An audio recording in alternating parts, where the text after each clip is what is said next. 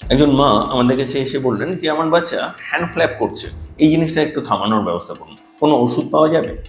Hand flap কেন করছে?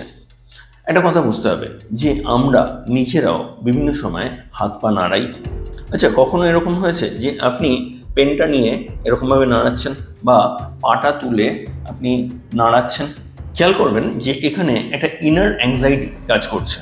তার মানে আপনার বাচ্চার মধ্যেও কিন্তু কিছু অ্যাংজাইটি কাজ করছে। কেন করছে? কারণ সে নিজেকে এক্সপ্রেস করতে জানে না, নিজের প্রয়োজন মেটাতে জানে না।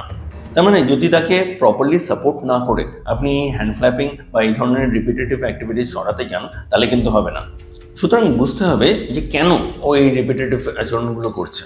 অনেক সময় নিতান্তই এক্সাইটমেন্ট থেকেও বাচ্চারা করে থাকে, তাহলে কারণ না বুঝে এটা কিন্তু সলভ করা যাবে না।